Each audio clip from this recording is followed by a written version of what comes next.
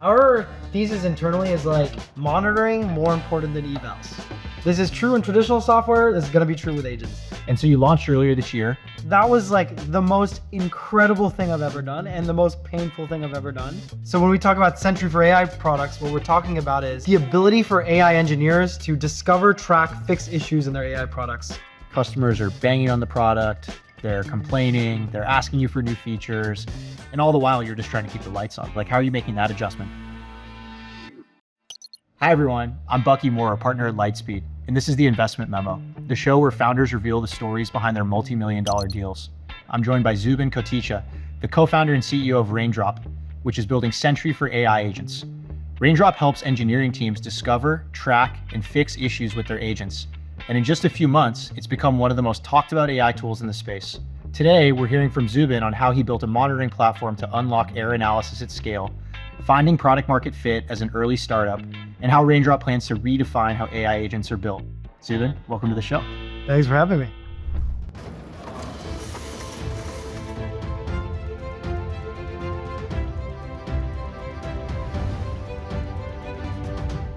So, what I have for you here is a copy of Lightspeed's internal investment memo on Raindrop. Okay. Have you ever seen one of these before? I have never seen one of these firsthand for my own company, so this is exciting. Great. So what I thought we could do today is run through it together and hear what you think. What do you think? Let's do it. As I read through the memo, the first thing I see is, our description of what the company is. And we use this term Sentry for AI agents often, which I think is apt because Sentry is ubiquitous and it creates a mental model for people to really understand Raindrop, which is to say, Raindrop is a startup building a platform for monitoring AI agent behavior. While traditional agent observability platforms focus on pre-deployment testing through offline evaluations, Raindrop monitors AI agent performance in production using two distinct signal types, semantic and manual signals. Semantic signals are powered by custom-trained lightweight models that analyze millions of production events to automatically detect complex failure modes like getting stuck in loops, forgetting user context, or responding in the wrong language.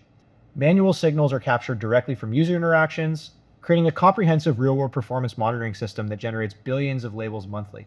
So what's your reaction to that? Like, is that fair? I'm actually surprised. Accurate? This is how we talk about it internally. If you're building an AI agent, it's really hard to get a sense of what's going wrong, right? You could hook up Sentry, you could hook up Datadog, and you could see like, what are the errors and what are the exceptions that are coming in my product. But AI agents are very different. They're like infinite in their input space, their output space. They can call tools. They can run for indeterminate amounts of time. We have agents that are running for longer and longer hours now for some of our customers, and finding what's going wrong, especially when these agents don't always throw exceptions, is like really, really hard engineering task, right? There's millions of events. Each event has like all these tool calls, sometimes hundreds or thousands. So when we talk about Sentry for AI products, what we're talking about is the ability for AI engineers to discover, track, fix issues in their AI products very easily. And that just really does not exist right now. Before we met, I was hearing a lot about how the companies building agents were using this notion of evals to improve their product. What I wasn't hearing a lot about was monitoring in production. Talk to me a little bit about these two facets of data that you can use to make your product better and how one complements the other. Yeah, so evals are like unit tests. Before you ship something, you want to make sure it's going to do reasonably well in production. But like when it's in production, knowing what it's doing, that's really important. And so the reason why evals were the main story at that time is that there weren't many AI products that had product market fit. And so it's all about testing it before you have crazy production volume. Now that agents are like ubiquitous and have product market fit and they're running for hours on end, production monitoring, that's like the really important one. And so evals have a place, but looking at what's really going on in production, that's always going to be more important for good AI engineers. So this is your second company, and not only is it your second company with Alexis, but you have this third co-founder in Ben. Yeah. Tell us a little bit more about how you all came together and just the history of how what honestly feels like a family to me every time I'm with you. Like, how did this family come to be and, define Raindrop? Yeah, so Alexis and I met in college. We started hacking on stuff like with a bunch of friends, and we were basically not going to class. We were just like working on stuff, hacking on stuff to like 4 or 5 a.m. And it was just so much fun. So we started a company right after Berkeley, right? We ended up growing it pretty rapidly and selling it to Coinbase. That was like the most incredible thing I've ever done and the most painful thing I've ever done. But I think like companies are just the most painful and most awesome and most growthful things ever. It's just so lucky to be able to do it with friends. So after our previous company, I was actually living with Ben at the time. And so the three of us, me, Alexis, and Ben, this is like right after ChatGPT comes out, started like building a few different things. We're just like building weird little apps for all sorts of niche use cases, just trying to use AI. We started building actually some code gen apps because like we're all engineers and just using this new technology to write code, it seemed like the natural first place to start. And one thing we quickly realized in that it's very hard to get a sense of like, how are people using my AI product? Like, where is it failing? You know, you can hook up Sentry or Datadog, they'll give you exceptions, but agents fail in like really weird niche new ways. And as an engineer, it's very hard to track that. So we built some internal tooling. And then earlier this year, I think it became really clear to us like that internal tooling, like maybe like that's the company. And so we launched Raindrop as we know today in like early May of this year. And since then, it's just been like absolutely resonating. And for us, it's like, okay, this feels right. There's something here. And if you see where agents are going, like monitoring them, making sure they're like working, that's obvious. Exciting times. For sure. So you were building all these different things together, iterating quickly, trying to get up to speed on AI. How did you know this was the thing? What convinced you? Was there a moment? Was it a set of things? I think there are two things. First is customers asking for it. And second is just an irrational conviction that comes from who knows where, right?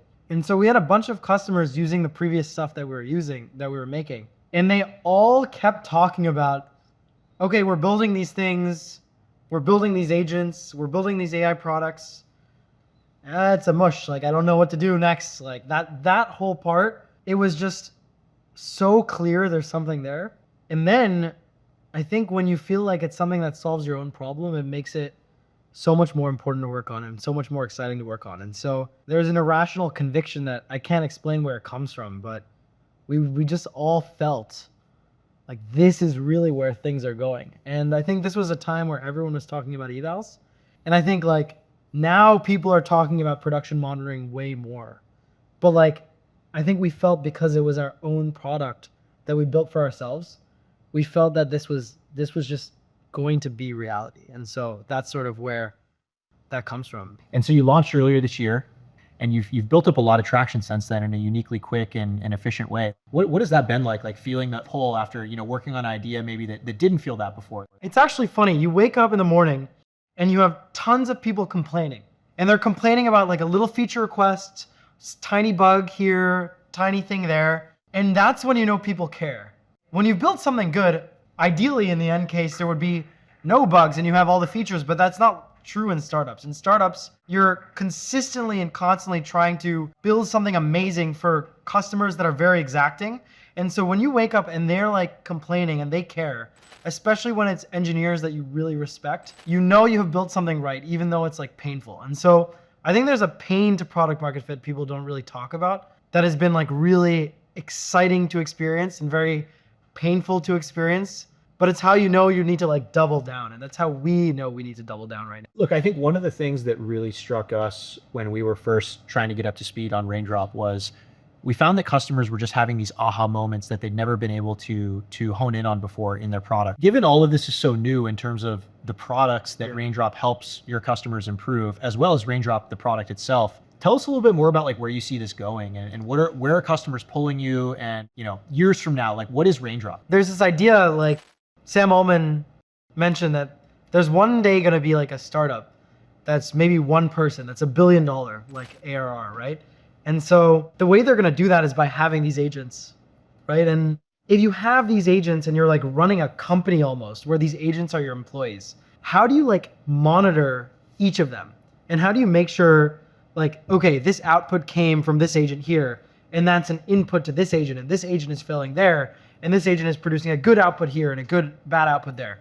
So the way that I think about this is a huge percentage of economic work is going to be done by agents, and monitoring those agents is going to be one of the most important and challenging problems of our time in industry, in like the world generally. Raindrop is currently the only company that is fully focused on sort of like agent performance monitoring in production. And so that's what leaves us really well suited to where things are going right now. And you talked a little about what Raindrop does in that sense, but I think it would be interesting to maybe talk about some examples of customers that are, just having these light bulbs go off that wouldn't have been possible, and just how that's moving their ability to improve their products forward. There's a few that come to mind. The first is like, these days, agents are running for longer and longer and longer.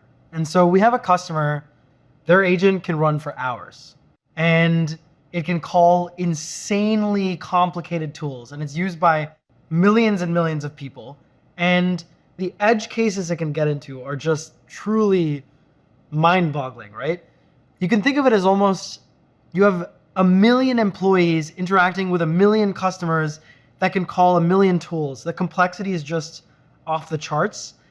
And we've helped them find some really crazy niche bugs that have dealt with issues in deployment, that have dealt with downtime, customers getting incredibly frustrated, deleting production data. I can talk about more examples, but it's really the complexity right now of what's going on as agents become more and more ubiquitous in production. It's a very new and novel engineering problem. And so that's the thing that has been most exciting. One of the things that obviously really excited us about the company is the customer pull that you're seeing at such an early point. Now that you're compounding on that, customers are banging on the product, they're complaining, they're asking you for new features, and all the while you're just trying to keep the lights on. Like, what's that like to be a company that's kind of hitting that growth trajectory for the first time, in the sense that you have to balance, on one hand, delighting the customer with new features and pulling them forward into that future that you envision, but on the other hand, making sure that the product stays reliable and actually works? I would say that it feels both exciting and also stressful, right? So when we first launch, no one cares. It's true for every startup. And then as time goes on, people start caring. And that means you wake up and there's Slack notifications, and there's complaints, and there's feature requests, and there's sales calls. And so there starts being this moment when, for me, I realized people are using this in a production critical way. And there's like a big weight of that. And so, yeah, I think it's just this feeling that everything we do, it impacts like end customers and their end users. And I think as agents touch millions and millions of people, that's a big responsibility to make sure that they're good. And so exciting and stressful at the same time. So it wouldn't be an origin story of the investment if we didn't talk about how we met. I'll give my recollection of it, and then I think it'd be interesting to hear yours. And so my recollection of it is myself and multiple of my other partners had been trying to get in touch with you. And we'd been emailing you, we'd been asking people who knew you to put us in touch, and we just kept hearing customers say, hey, there's this product that's really making my life better in the form of Raindrop, and our job as VCs is obviously to run towards that, right? And so it was a lot of work to get in front of you. And I think part of it was you were busy at the time, and another part of it was you were trying to figure out like when the right time to fundraise was. And then I think another part of it was being a little bit mysterious as well, which I understand and respect. But talk to me a little bit about kind of how you decided like it was the time to fundraise.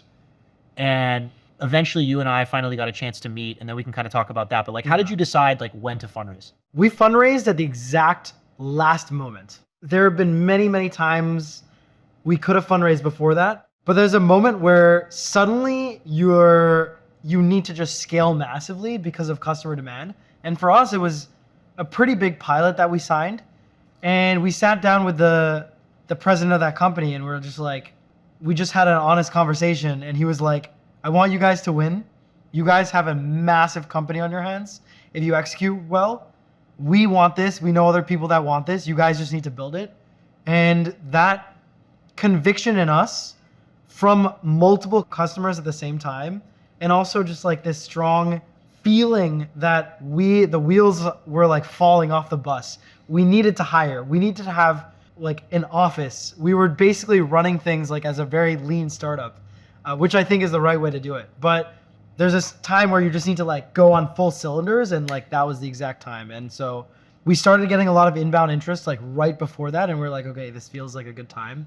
I think you reached out at like the exact opposite opportune moment. We got coffee at Cafe Reveille, which is just an amazing place. Iconic spot for sure. And then yeah, we went from there. I'll kind of share some of my first impressions from that day that we spent together, which was one, I left the meeting even more excited about the company than I was going in. And a big part of that was not only some of the proof points that you were sharing with me about just what was happening and how the customers were reacting and using the product, but also just this feeling I had that you are intensely relationship oriented and care deeply about being methodical about picking the people that you work with. And to me, that means a lot because one, I think you have to be very thoughtful about how you build your team. And I think that is reflective of that. But it also told me this wasn't going to be a very easy process where I was going to need to, find a way to break through with you and earn your trust. And yeah, I just love to kind of hear what was going through your head at that time. And, again, I'm super grateful that we got to the point that we're at today and filming this segment. But how did you get there in your mind on me and us and so on?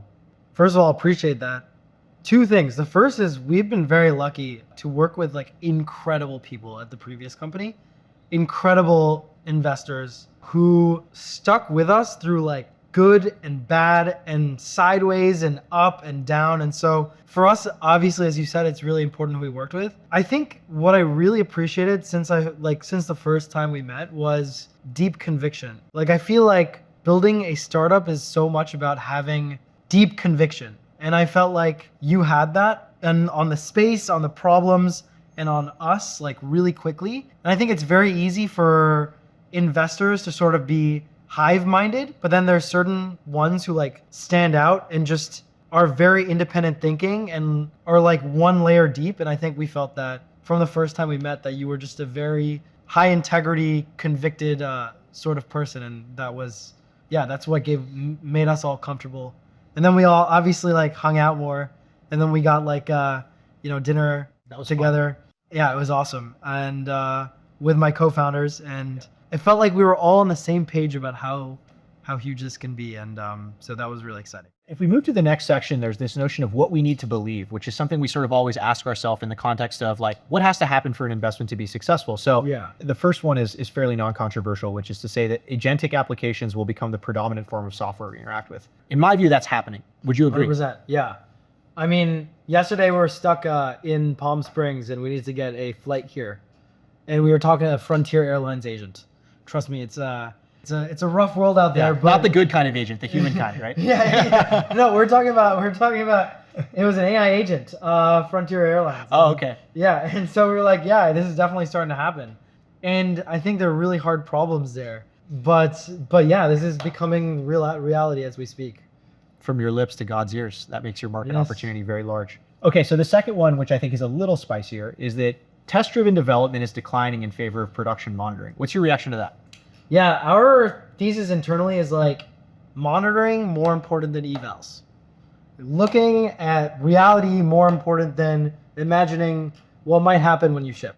This is true in traditional software. This is going to be true with agents. And it's a big thing that drives us. And last but not least, this is a non-trivial data problem that's extremely valuable to product, engineering, and go-to-market teams. Yes. And to expound further, we said that when we talked to your customers, we heard two common usage patterns. The first was understanding these cursed trajectory of agents, which is a very difficult problem.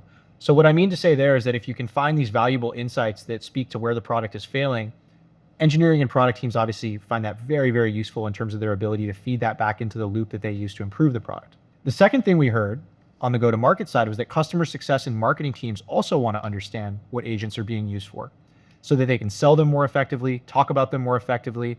And this auto clustering on semantic searches that you offer is a really hard problem that ultimately unlocks this. Like, I'm curious to kind of hear your reaction to that. Most of our customers are the AI engineers that are building these, but we're seeing a lot of pull from everyone. Everyone wants to sort of know, where are agents screwing up in production? Why? How do we fix it? How do we talk about it? How do we tell our customers about it? So yeah, this is obviously just like something that's going to matter org-wide for our customers, and that's going to be cool. Yeah. But AI engineers, that's where we shine right now, I would say. Yeah. Yep. And moving down the memo, no great idea is without competition. And I think that your space is no different in that there's companies that have traditionally focused on helping customers with evals that will be competitive.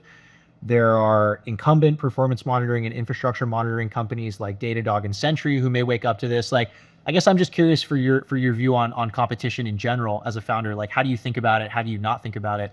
And yeah, when it comes to Raindrop, like, this is going to be a competitive space, and I think your opportunity is to move fast and continue betting and doubling down on this unique insight that you had around production observability and using semantic clustering for that. I want to hear from you just on how you think about competition in the market. Yeah, I have one word answer for you, focus. So while those other companies will have like lots of things to think about, we are going to be the best for you to monitor your agents in production. We will not focus on anything else except that tirelessly, and that's how we win. We just become the world experts at that very narrow problem, and that very narrow problem becomes the entire world, and that's how we win. That's staying disciplined and focused there. Sounds like a plan to me. So on the highlight side, we see tremendous upside in the category. I think for the reasons that we called out in the need to believe, there is so much atmospheric pressure building around this problem that we think is going to pave way for a massive market of customers that have this pain point that you can address. The second thing we called out was that the early momentum you've accumulated in a short period of time is really impressive, as are the companies that comprise it. And then the third thing is we said repeat founders with great taste. And I think this taste term is often very overused, but as I wrote it, I'm happy to be the one to kind of defend my position on this, which is to say, I think to build something that elicits a reaction from customers this early in the company's life, that not only elicits that reaction from them, but also poses a very unique way forward for the industry, to me, that is special and requires taste to even hone in on. And so that was sort of my perspective on that. I think we got that right. You're seeing some really interesting things happen. So Air Canada recently had lost a case where their agent was offering a refund to someone. Their AI agent was offering a refund to someone. Then, the people were like, no, the AI agent made that up. Like, that's not a real thing. The person sued and actually won. And so what you're having is these agents being deployed, they're representing the companies, and these companies are going to have to make sure that these agents are representing them well, that they're not screwing up in ways that they don't want. And the only way you can do that is with really good production monitoring. And so we think that there's going to be like an insane enterprise drive towards agents and towards agent performance monitoring. It's going to be huge. Great. So on behalf of my partners at Lightspeed, I just want to say thank you so much for the trust in us. We're excited to be on this journey with you to make production monitoring for agents a reality. Let's go do this. Let's do it.